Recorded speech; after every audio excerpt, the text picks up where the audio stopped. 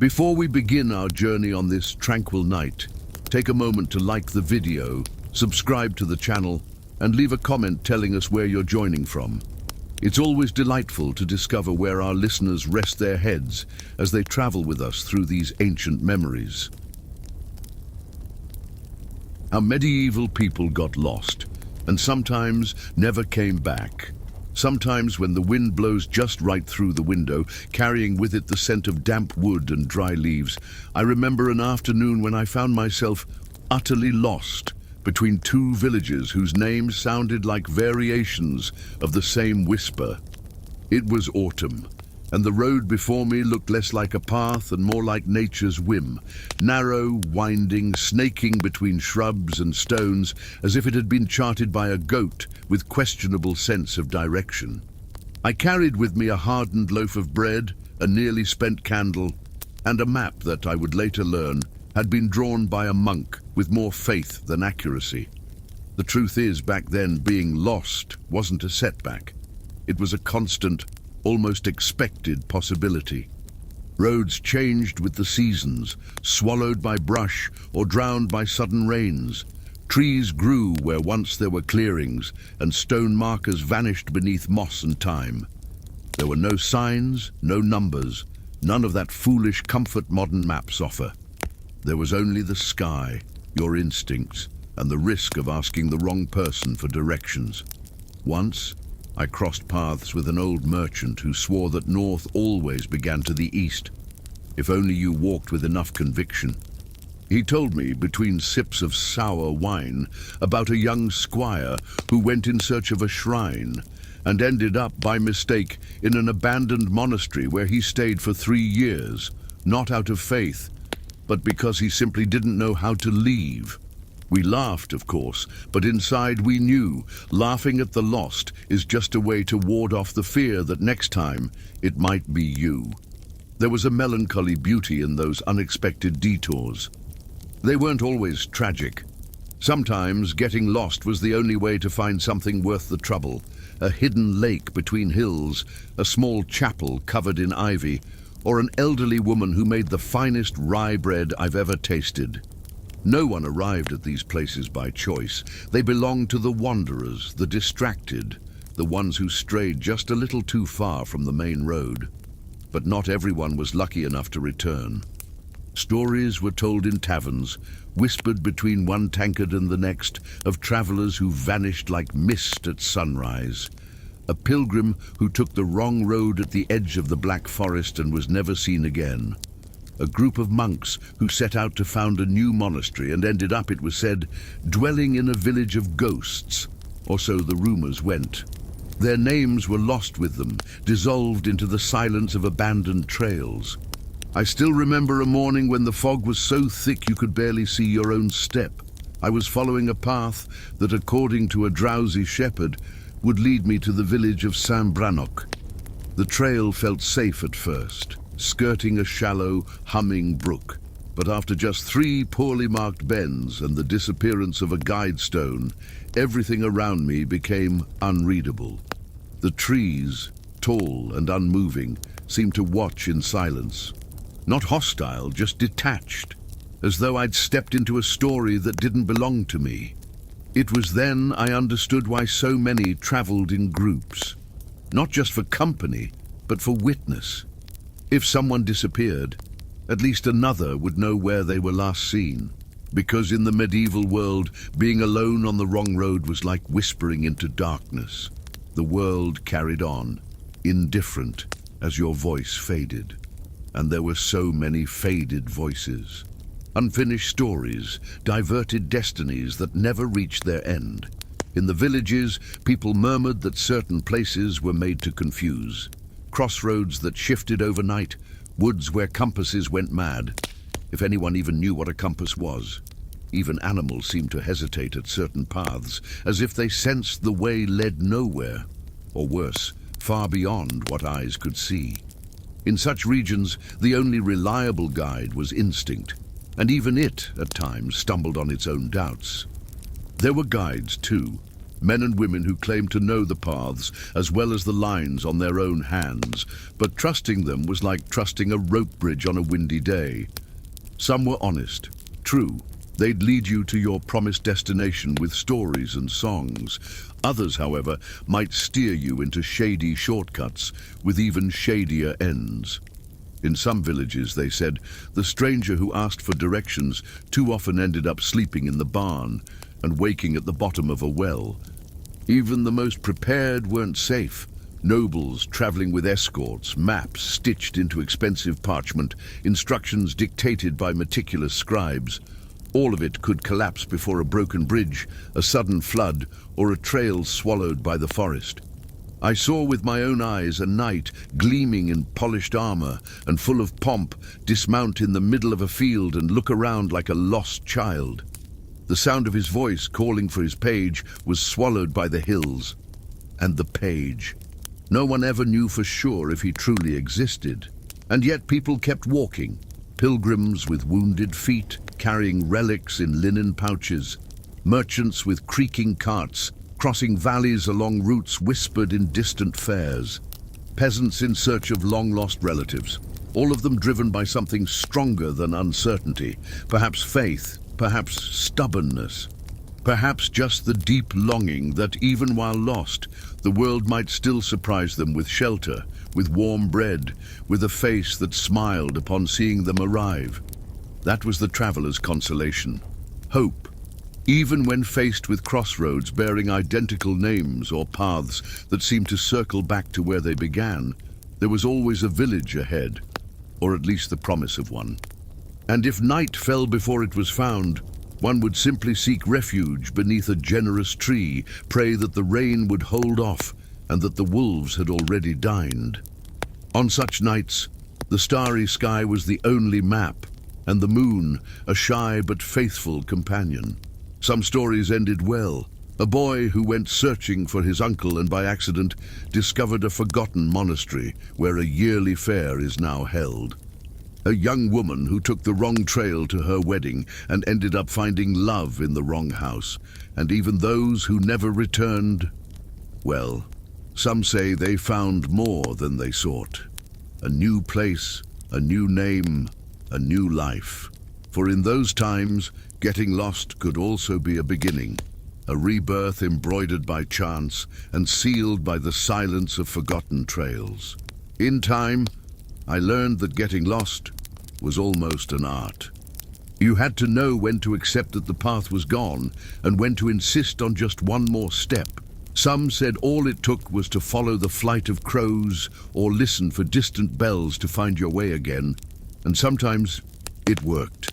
Other times, all that was left was to sit upon a moss-covered stone, chew on a piece of stale bread, and wait for the fog to decide for you. The world, after all, had moods of its own, and trying to force it never helped.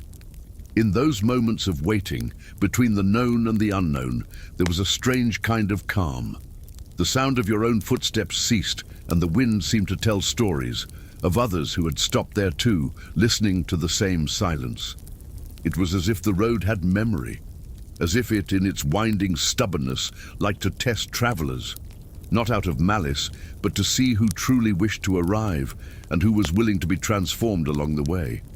When we finally spotted a sign of civilization, a wisp of smoke on the horizon, the distant chime of bells, the comforting smell of baking bread, the relief wasn't just physical, it was deep, almost spiritual. To step into an unknown village after days of wandering through forests and valleys was like being embraced by time itself. People looked with curiosity, sometimes suspicion, but there was always someone willing to offer a seat by the fire or a bowl of warm broth. And even if the place wasn't the intended destination, perhaps it didn't even have a name on any map, it was enough. Because in those days, finding shelter mattered more than finding the right place. Little by little, fatigue gave way to gratitude, and the unfamiliar began to feel like home. The sound of the mill, the crowing of roosters, the creak of doors. All of it formed a new melody, one that welcomed you. And there, between walls you hadn't planned on, your heart settled, certain for now that it was where it needed to be. The next morning, waking to the sun filtering through cracks in the roof and the soft scent of burning wood in the air, something in me hesitated to leave. There was kindness in these unexpected places, a quiet sort of kindness made of silence and herbal tea, of bread shared without too many questions. Those who lived there were used to strangers, to new faces that arrived out of nowhere and sometimes vanished the same way. They didn't ask much, and perhaps because of that, we ended up telling more than we should. When we finally moved on, it was common to carry something with us, a piece of cheese wrapped in cloth, a bit of advice about the next road, turn left at the split stone, not right at the three-branched oak, or sometimes just a parting glance that spoke more than words. And so, with dust-covered feet and lighter hearts, we returned to the trail, still uncertain of the way, yes, but sure that even lost, we were no longer alone. And there was, in the end, a quiet understanding among those who lived by the road. A brief nod between travelers, a shared glance at the junction of two nameless paths. It was the silent recognition of someone who had once been lost, or still was. It didn't matter whether they came on foot, on horseback, or guiding a cart that groaned at every turn. All bore the dust of the world on their shoulders and in their hands the memory of makeshift maps drawn in mud with sticks. Those fleeting encounters between one crossroads and the next held something magical. Someone would mention a collapsed bridge, another swore they'd seen a mill in the distance. And suddenly, the paths took shape again. We'd part ways, perhaps never to meet again. But that brief exchange was enough to rekindle the flame of direction, of hope. Because in the end, traveling in those times wasn't about arriving quickly.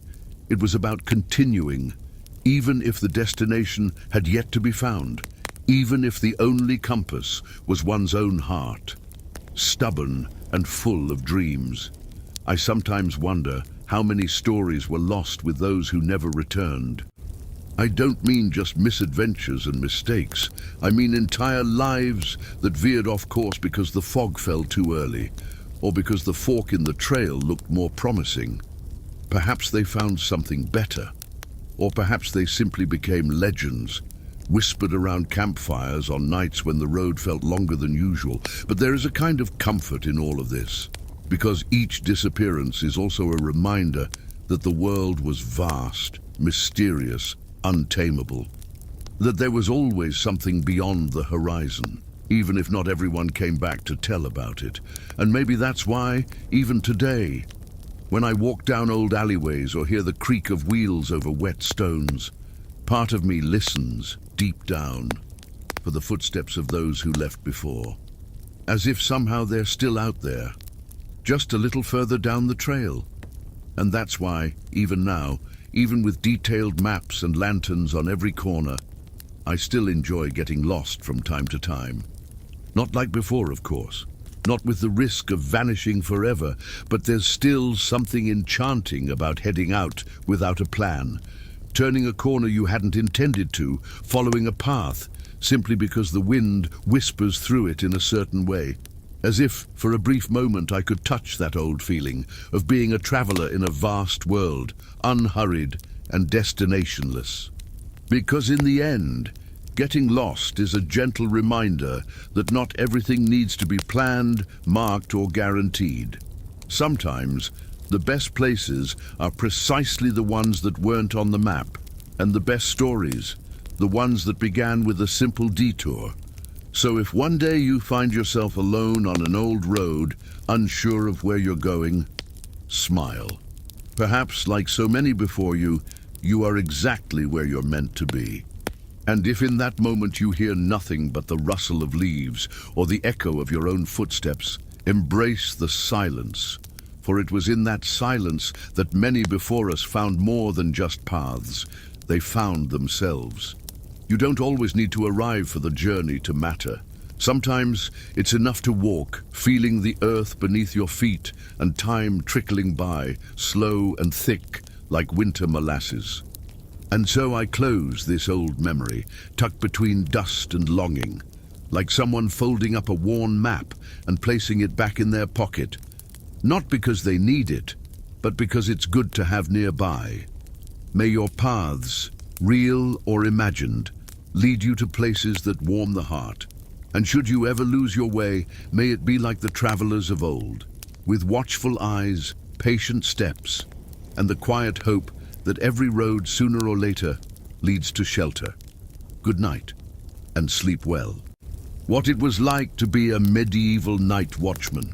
I'm not quite sure when I began walking those streets.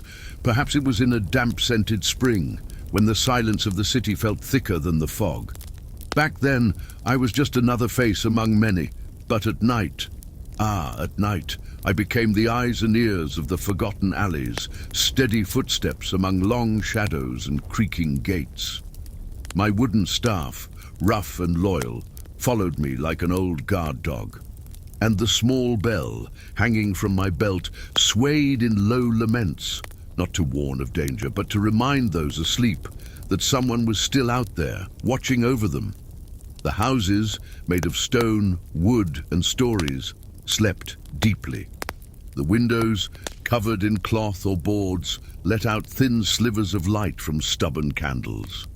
And it was there, between one corner and the next, that I heard the night world breathe. The creak of a shifting roof tile, the sigh of a horse in the stable, the distant mumble of a drunk arguing with his own shadow. All of it was part of my shift. And though I carried my fear in silence, like someone holding their breath before the dark, there was a strange comfort in knowing that for a few hours the city belonged only to me. Sometimes danger arrived dressed as silence. Other times it announced itself with a clatter. Like that night I heard hurried footsteps on Market Street well after the bell had rung. It wasn't uncommon to catch thieves trying to pry open stalls or pickpockets looking for a careless purse. But that night, the sound was different, an uneven clatter like a deranged goat let loose in the city. And that's exactly what it was, a goat, with gleaming eyes and unclear intentions, staring at me as if it knew something I didn't. It dashed between the barrels and vanished into an alley, leaving behind only the echo of my own stifled laughter. That's how it was. Nights of tension, followed by absurdities so wonderfully pointless they made the watch feel like a play staged just for me. Still, there were also moments of true stillness, when the world seemed to have fallen completely asleep, and even the wind dozed among the rooftops. In those moments, I'd sit near the north wall, where the open fields could be seen. The sky, speckled with stars, felt closer from there, and as I looked up, I thought of those who slept, of children curled in their mothers' arms, of the elderly murmuring prayers before closing their eyes, of couples dreaming together beneath patchwork blankets.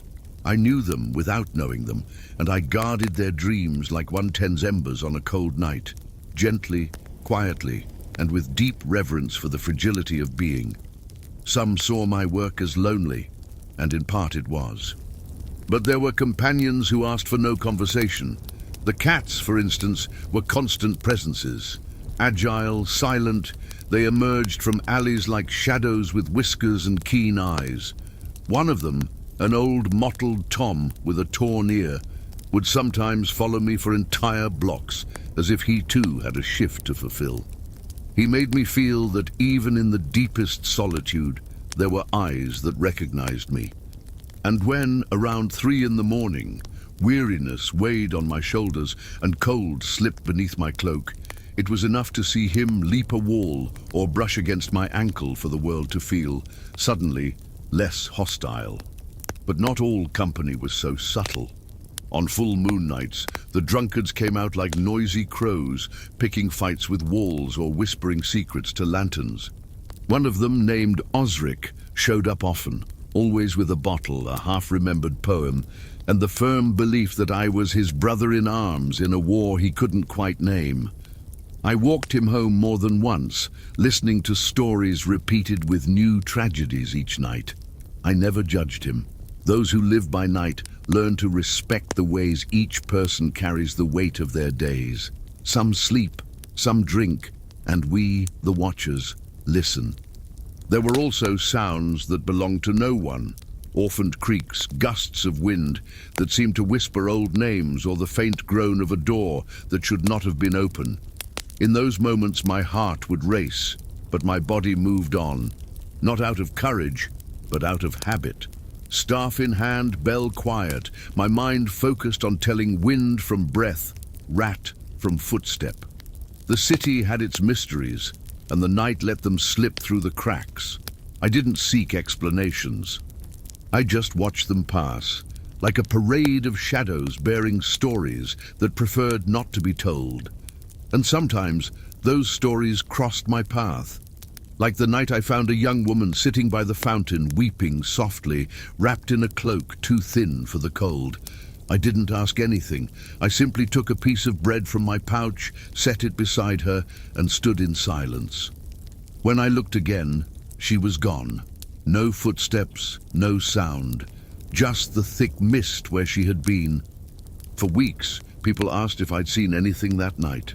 I said no, but every time I pass that fountain, I feel a faint shiver, as if someone is still waiting for something time forgot. The hardest hours came in winter, when frost covered the rooftops like a pale veil, and even your own footsteps sounded quieter, more fragile. On those nights, your breath turned to smoke, and the staff froze to your palm. And yet, there was a strange beauty in that cold, which made the city glow like silver beneath the moonlight. The streets seemed wider, emptier, and the silence deeper.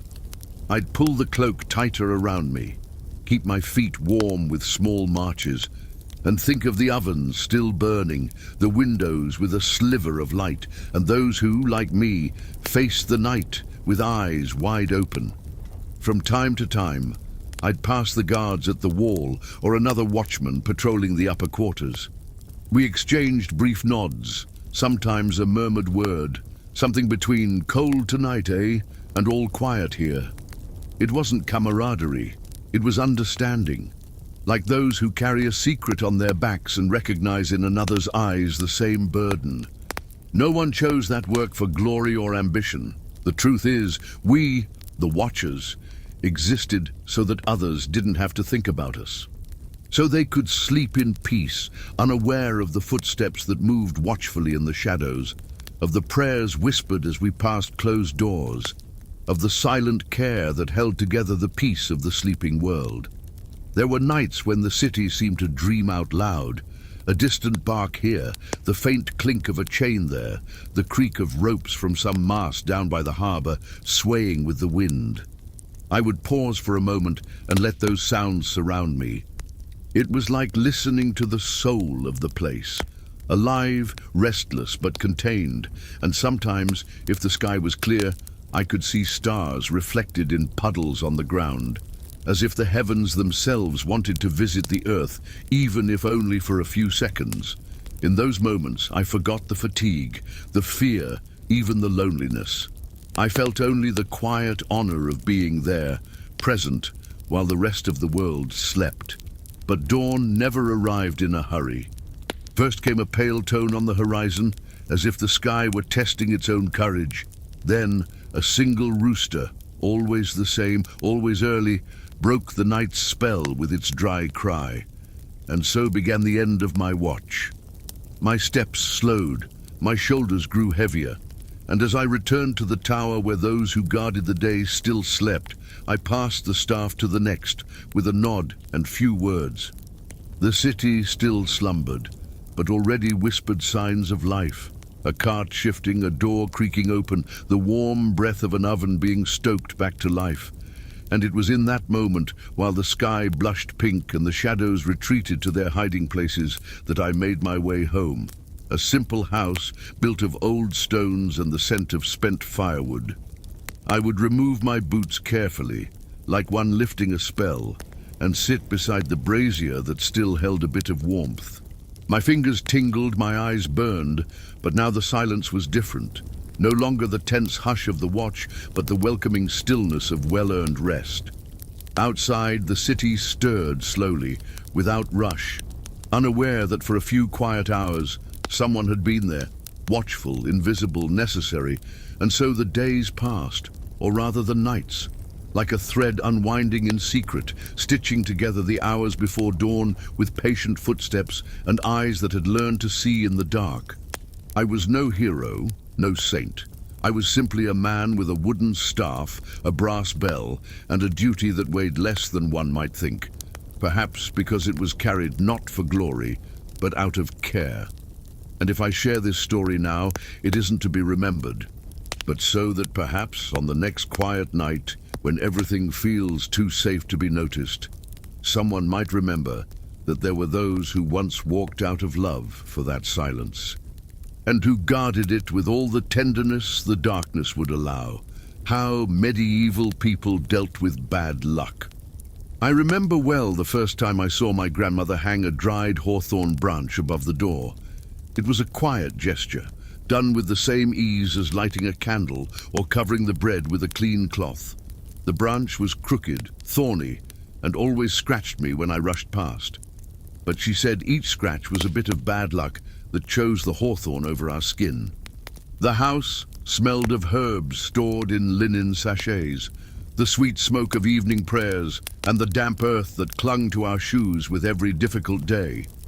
And even when the harvests failed or the storms came sooner than expected, she would smile. "The horseshoe is still there, isn't it?" she'd say, pointing to the door. And somehow, that was enough. Back then, luck wasn't a luxury.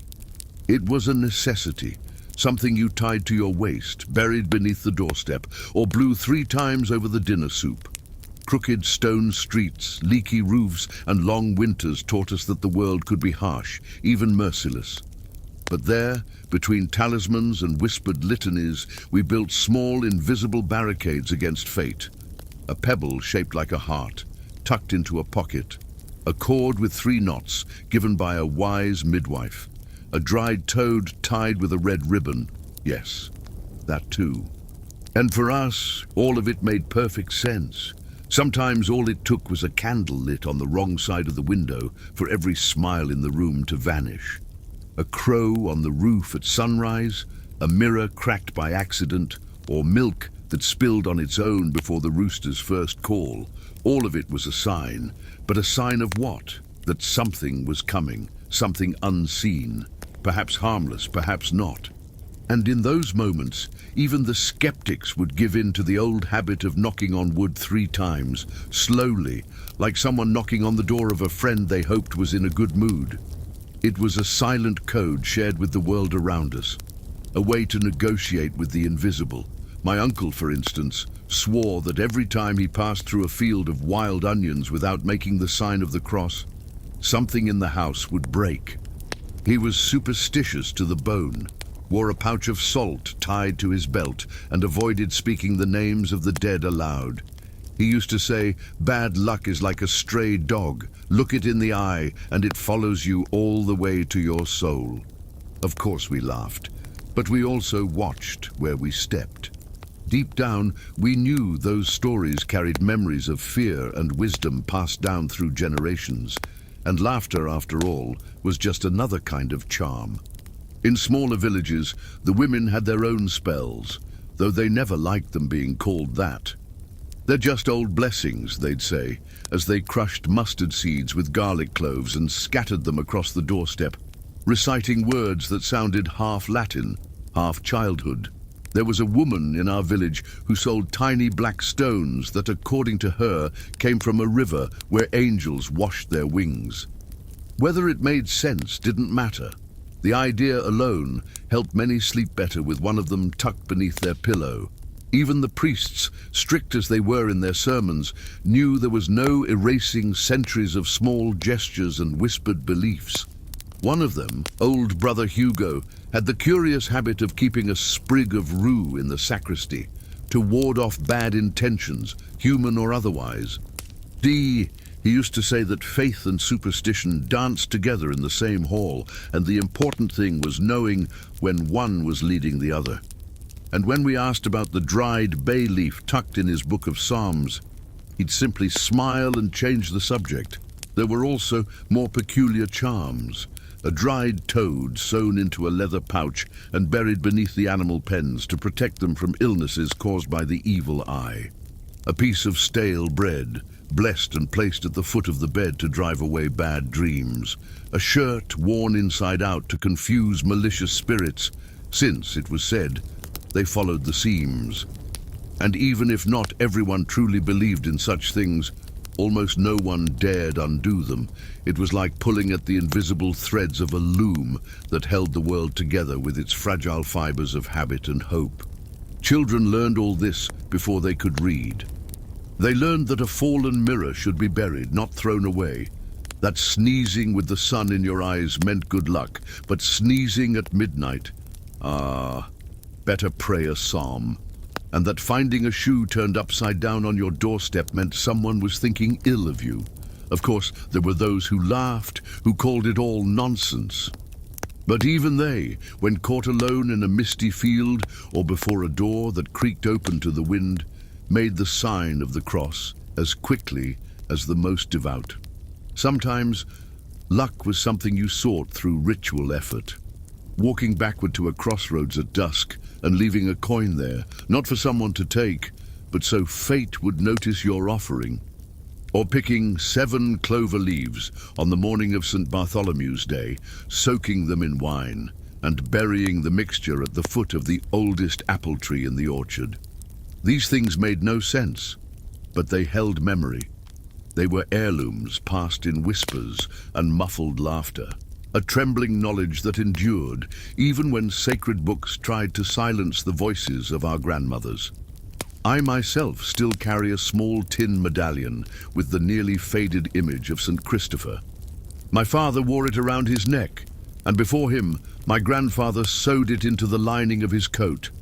No one ever knew exactly where it came from or who had blessed it, but we all knew that on stormy nights it would catch the candlelight and shine, like a quiet reminder that not everything needs to be understood in order to be respected. And there are nights when, holding it between my fingers, I feel that all those who wore it before still do, only now, through my hands. In the markets, it was common to find small talismans for sale, glass eyes that saw for you, pierced coins, ribbons dyed with wine and salt. Some claimed that just carrying one of those bluish stones in your pocket could cause bad news to lose its way. Others preferred to tie ribbons to their windows, one for every wish or fear overcome. These weren't luxury goods, but tokens of hope, bought with small coins, traded for silence. Because more than warding off misfortune, these objects offered a pause, a moment of control in a world where so little could be predicted. And so we lived, between whispered blessings and inherited fears, between the dread of what could not be seen and the comfort of what could be touched. Every superstition, every gesture, no matter how strange it seemed, was an anchor cast into the stormy sea of existence. Because in the end, perhaps it wasn't about tricking bad luck, but embracing the idea that we were doing something, anything, to protect what mattered most. And at night, locking the door with 2 turns and touching the horseshoe above the entrance, we felt we had done our part. Even dreams were not free from these subtle beliefs. If someone dreamt of teeth falling out, it meant illness in the family, dreaming of murky water, danger ahead. But there were good omens too. Glinting coins in a dream promised prosperity. A loyal dog following your steps meant spiritual protection. It was common to place a sprig of rosemary under the pillow or to recite psalms before sleeping, not just out of devotion but to ensure sweeter dreams, or at least to keep the dark omens at bay, because even in sleep, misfortune could come knocking.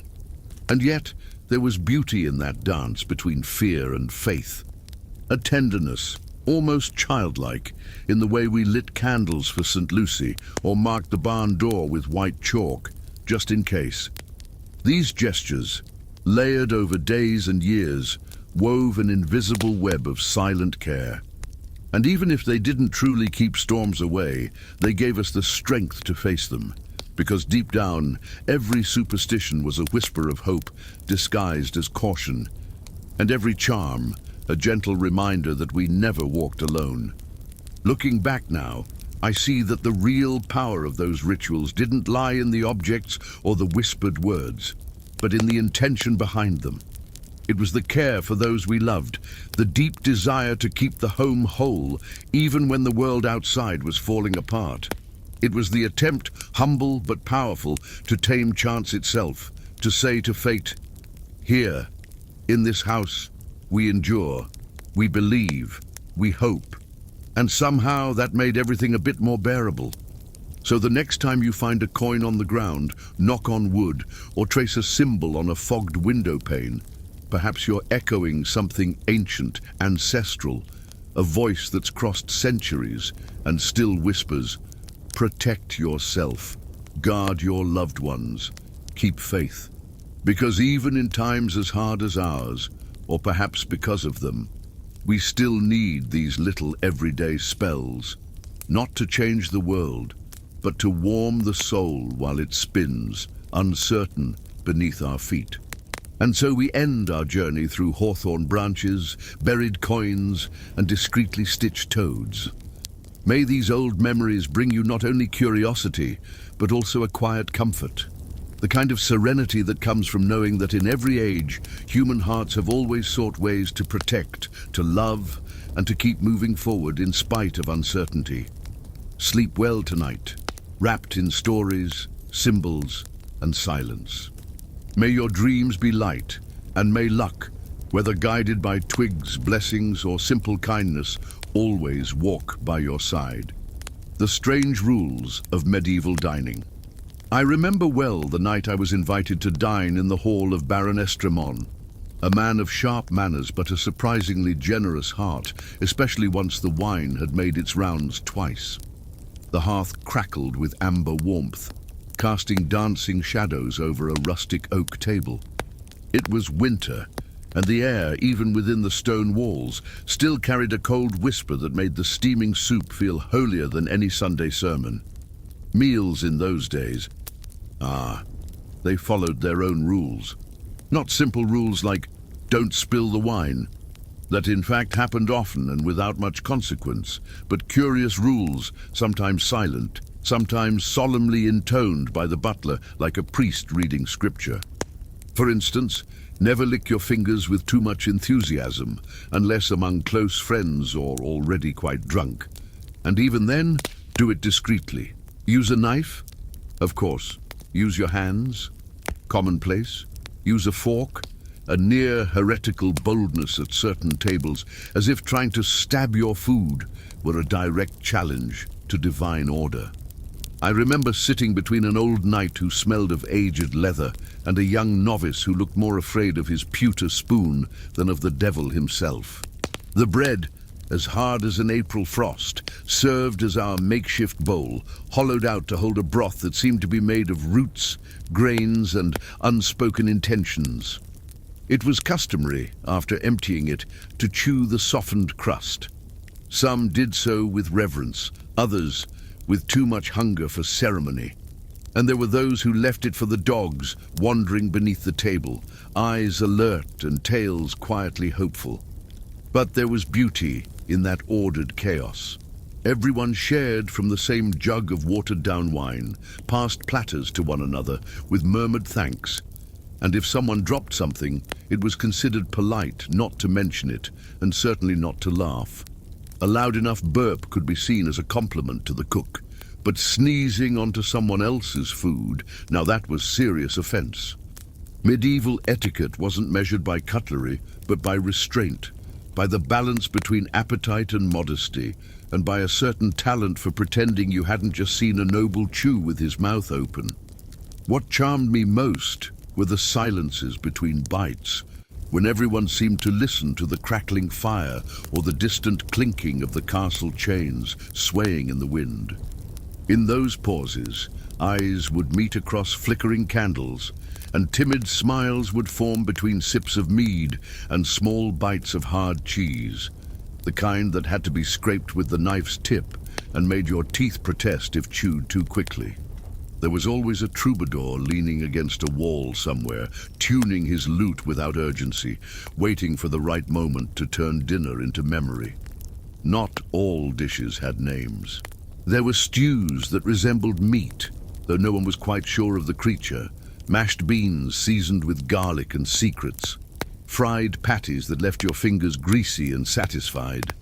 Everything was served on large platters in the center of the table, from which everyone helped themselves, with spoons, knives, or hands. It wasn't rude to take seconds. What was rude, however, was taking the last piece without offering it first to your neighbor, a sacred courtesy broken only by children or particularly bold guests, who then spent the rest of the evening trying to regain the host's favor. I remember fondly the time a young maid, with trembling hands, dropped a slice of turnip pie straight into the priest's lap.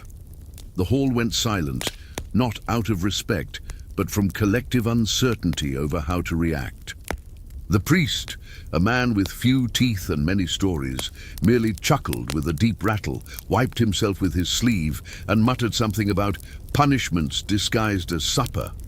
And so, with a raised goblet and a laugh, the evening carried on in harmony, proving that even the most solemn of meals could give way to improvisation, so long as there was a smile and a bit of wine. Plates often served more as foundation than container. A thick slice of bread, called a trencher, acted as a dish, soaking up sauces and fats until it became part of the meal itself. The polite ate theirs at the end. The wealthy left theirs for the poor, who waited outside the banquet hall with lowered eyes and hungry noses, and no one was surprised to see dogs roaming freely beneath the table, sometimes wrestling a bone from a knight's boot, other times quietly fed by kind hands. And of course, there were the blessings. No meal began without a short prayer, whether in a noble hall or a peasant's kitchen.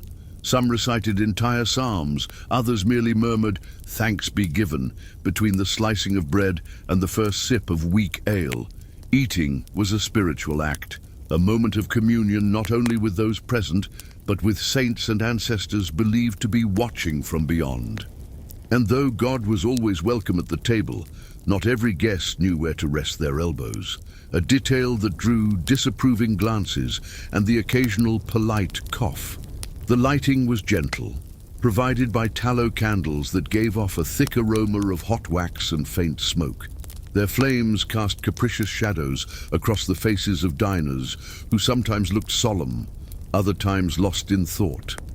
Children would fall asleep with their heads on their mother's arms, and the elders ate slowly, as if each bite were a journey to their youth. In the background, the rhythm of spoons against bowls, of teeth against crusty bread, and of stories told in low voices, tales that wove between dishes like old ghosts asking, ever so politely, for a seat at the table. Sometimes a friendly dispute, or not so friendly, would spark over who had eaten the most partridges at the last saint. Martin's feast, or who best remembered the flavor of the root soup served at the blacksmith's daughter's wedding. These conversations were held with the fervor of a trial, complete with witnesses, counter-arguments, and muffled laughter. In those moments, food became a backdrop for collective memory, as if recalling old flavors could be as nourishing as the dishes themselves. Table manners varied with the company. In humble homes, everything was shared with noise and simplicity. In noble halls, however, an unthinking gesture, licking the knife or dipping fingers into the communal salt, could earn a reproachful whisper or a mocking tale passed around the corners of the room. It was essential to wipe one's mouth before drinking, never speak with a full mouth, and absolutely never, under any circumstance, touch one's nose with the hand used to serve. But these rules, though strict, were followed with a certain humor, for even the nobles, after a few goblets, would forget which side of the napkin they'd already used. There was also the custom, curious I must admit, of sharing a cup with the person beside you, not due to a lack of goblets, but by tradition.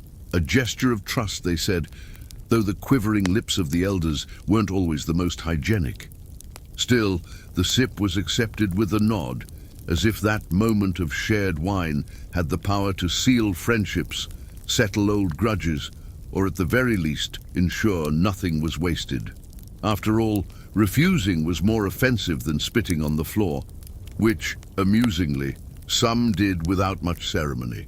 As the meal drew to a close, the elders leaned back on their benches and sighed with quiet satisfaction.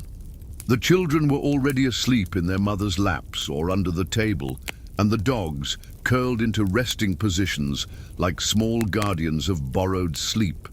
The more cheerful guests reached for a lute and sang songs of love, harvest, or mischief in the woods. Others simply stared into the fire, their thoughts adrift in embers and memory.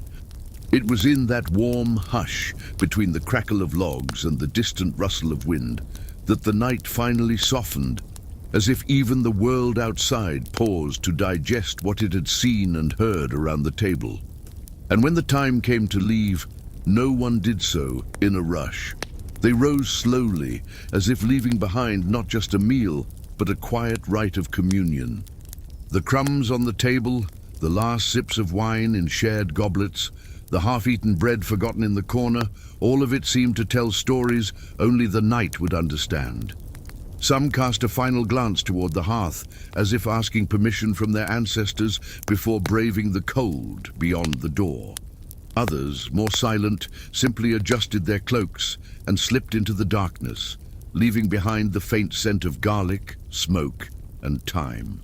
Today, when I remember those meals, it's not so much the flavors I recall, though some were truly unforgettable, for better or worse. I remember, instead, the feeling of belonging, even among strangers. The way the soup warmed not just the body, but the stories being shared. The sound of laughter flying across the hall like birds in search of a roof. To eat in those days was more than nourishment. It was reunion, however brief, in a world where every meal was also a shelter. And perhaps that's why, even now, when I smell fresh bread or hear the firewood crackle, something inside me whispers, "The table is set. Come sit. The night is still young." What happened when you were too loud in a medieval library? There was a time, distant and wrapped in the dry scent of parchment and the warm crackle of candles, when even an untimely sigh could be cause for sacred censure. It was on one of those autumn nights, cold but not merciless, that I found myself among the stone corridors of a Benedictine monastery, where silence was not merely a rule, it was a continual prayer. I was still young then, too new to fully trust the steadiness of the quill or the patience of the hours, but I had been accepted into the scriptorium, the silent heart of the monastery, where words were given new life by the flickering lamplight. The scriptorium, for those who have never seen one up close, was not exactly a comfortable place. It was cold, the small windows let in little light, and the smell of leather, ink, and burnt-out candles clung to both robe and soul.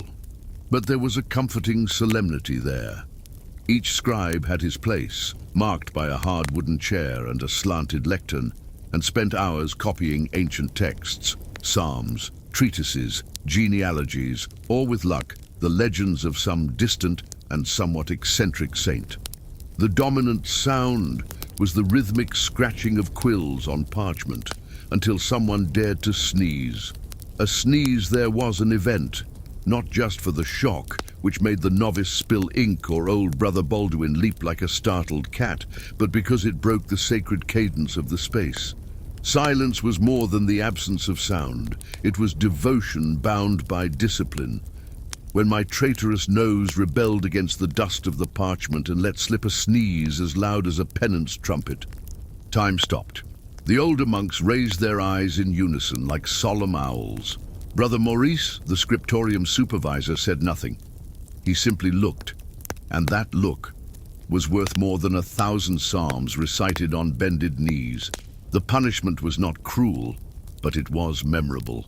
I was moved to the coldest corner of the scriptorium, where the wind passed through the stone cracks and made fingers tremble even before morning prayer. There they gave me the most repetitive manuscripts to copy, Endless lists of martyrs, names that all seemed the same, demanding double attention. For a mistake, even subtle, was a small heresy written with ink and neglect. Yet despite the severity, there was grace in that punishment. It was as if the monastery taught us that even the loudest mistake could be redeemed with patience and a well-sharpened quill. Over time, I learned to listen to silence more delicately. It was not an empty silence. It was made of small presences, the soft breath of a contrite sigh, the wet sound of a quill dipped in ink, the timid rustle of pages turned by gloved fingers. It was a subtle symphony, so intimate and measured that once accustomed, one could tell when something did not belong. A louder creak of a chair, an untimely clearing of the throat. A faint, suppressed laugh from some distracted young monk, perhaps trying to erase an illustration of moustaches that mysteriously appeared on a saint's face in the corner of the page. It is curious to think how, even in a place where the word was everything, its absence was the greatest sign of reverence. One night, while copying a particularly dense sermon, my eyes grew heavy. Sleep, that old conspirator of monks, embraced me slowly. For a moment I dreamed awake of a banquet of laughter of troubadours, and the quill, still in my hand, slid like a rudderless ship, leaving a tilted streak across the text. Realizing the slip, I froze.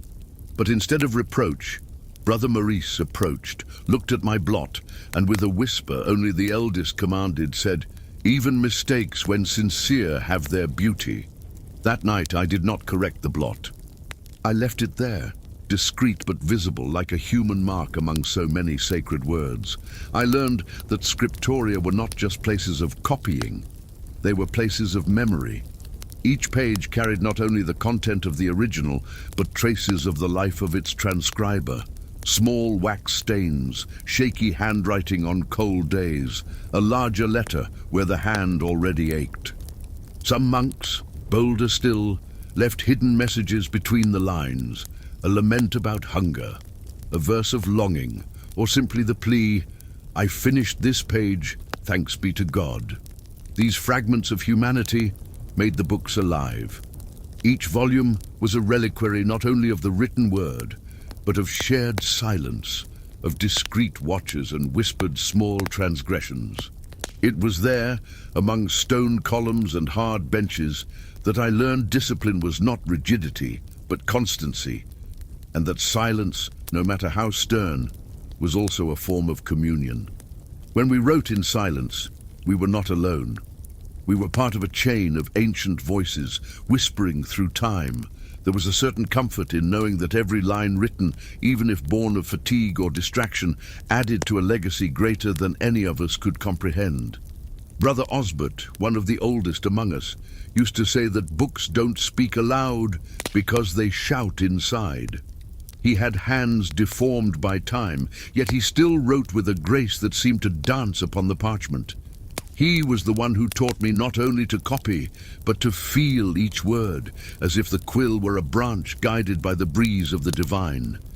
And so I gradually rediscovered the beauty of the craft. Copying was not a punishment, as I had once thought. It was a gesture of humility, patience, a silent devotion. I began to notice the details in the strokes of the other monks, as if each letter revealed their state of mind. Some wrote with the firmness of those seeking redemption, others with the lightness of those who had already made peace with their own mistakes. And there were also the scribbles of fatigue, long pauses between lines, the slightly larger spaces between words, silent signs of a soul that, for a moment, needed to breathe. One morning, while the mist still lay over the fields and the morning bell rang lazily, I noticed something curious. A tiny, almost imperceptible note in the margin of a psalm. "Deep silence, but the rats do not respect rules," it read. I chuckled quietly, enough for only Brother Osbert sitting beside me to raise a knowing eyebrow. It was one of those little irreverences that escaped the eyes of the superiors, but showed that even among prayers and routines, the spirit played when it could. It was in that same spirit that I began to record my own whispers in the empty spaces. Nothing offensive, of course, just small notes of the world around me. Brother Hugo slept over 3 lines. Or, today it snowed before the rosary. The silence seemed whiter. I knew that one day, perhaps centuries later, someone would read that and maybe smile. Eternity, after all, hides in these tiny details. And in a world where almost everything was copied, these crumbs of humanity became the true signatures of time. Over the passing winters, I learned that the silence of the scriptorium was less an absence of sound and more a frame for what mattered. Even Brother Hugo's naps, repetitive as the litanies, became part of the harmony. Sometimes the sound of a page turning was followed by a soft grumble, a soul being pulled back from some Latin dream, and no one scolded him. There even fatigue had its dignity. After all, copying books was also a vigil against forgetting, against haste, against the temptation to rush the sacred. It was also there that I witnessed one of the most silently solemn moments of my life. A nervous, newly arrived novice had dropped the inkwell. The black liquid spread like a stain of sin across a sermon of St. Augustine. The entire scriptorium stopped. Brother Maurice walked toward him with almost ceremonial slowness. Everyone expected a reprimand, but what came instead was different. He knelt beside the young man, picked up the stained parchment, and said with a serenity only the eldest possessed, "Even error, when accepted with humility, becomes part of the message." From then on, I never feared the sound of interrupted silence. From that day forward, I began to perceive how the scriptorium itself breathed, like a living creature made of stone, paper, and patience. There were days when the silence was thick, almost sacred, seeming to envelop every gesture with reverence. Others, it was a lighter silence, trembling like a candle flame, punctuated by coughs, sighs, and the occasional slip of an inkwell. But always, always, it welcomed. It was the kind of quietude that taught, that shaped the spirit more firmly than any preaching. And even when I left the monastery years later to tend manuscripts elsewhere, I carried that silence with me. It was a sound that followed me, discreet, like the echo of quills on parchment. Sometimes, sitting alone with an old book in my hands, I could almost hear the distant creak of wooden chairs, the faint murmur of forgotten prayers, and the gentle ghosts of monks who had gone before, whose carefully copied words still breathed between the lines. And in that instant, the whole library seemed to embrace me. Today, when I recall those days surrounded by ink, cold, and sacred phrases, I don't think of the discomfort or the long hours of copying, but of the strange peace that dwelled in every corner of the scriptorium. It was a peace born of purpose, the certainty that, even copying words written centuries before, we were somehow speaking with time. There was beauty in that. In every carefully traced letter, in every silently noted margin, in every mistake humbly accepted, we left a trace of ourselves, like footprints on ancient stone. And so I understood long after that even a poorly timed sneeze had its place in the monastery's memory. Perhaps even today, on some forgotten shelf, rests a manuscript with a faint ink blot, an abrupt pause in the text, or a slightly trembling line. And there, unnoticed by anyone, lives the trace of a young monk who dared to challenge the sacred sound of silence with a timid sneeze, and found in that gesture the beginning of the deepest listening of his life. And if you one day have the fortune to leaf through one of those ancient manuscripts in a forgotten library, or shyly displayed in a monastery still standing, you might notice these signs. A darker letter, as if the scribe pressed too hard with his quill, an irregular spacing, a trace of an interrupted thought. Or perhaps in the corner of a page, a small flower drawn carelessly, as if someone, between one psalm and another, wanted to remember that outside, despite the rigor of rules, the seasons still changed. And so, as you fall asleep on this quiet night, perhaps you'll realize that the quietest places of the past still whisper. That stone corridors, cold libraries, monks with tired eyes and ink-stained fingers. They all remain there, murmuring between the pages. Not with words, but with gestures, patience and tenderness, because sometimes all time needs to keep existing is someone willing to listen. Good night, traveler. May your dreams be gentle and your silences always welcoming. And if this story stays with you, like the faint scent of old wax or the distant sound of a quill scratching parchment, then perhaps you have understood what so many monks in so many winters already knew, that there is beauty in the detail, nobility in routine, and a very particular kind of eternity hidden in things made with care. While the stars watch the world with their silent eyes, and the cold of dawn touches the windows with fingers of mist, may you rest like the old manuscripts, wrapped in stillness, protected by words and forgotten dreams. May silence enfold you, not as absence, but as company. And even in noisy days, may you always return to this scriptorium of memories, where time whispers and even sneezes turn to poetry. Good night. May sleep come light, like the first dawn light on a page yet to be written. And so we end another journey through the soft shadows of the past, not with fanfare, but with the comfortable silence of a book closed after a beloved reading. May these memories, sown with ink, stone, and silence, accompany you through the sleeping hours of this night. And if upon waking, you hear the quiet sound of pages turning, even when no book is near, perhaps it is just time, reminding you that stories like these never truly end. They rest, waiting for someone in silence, willing to listen once more. Good night, guardian of memories. Until the next quiet watch.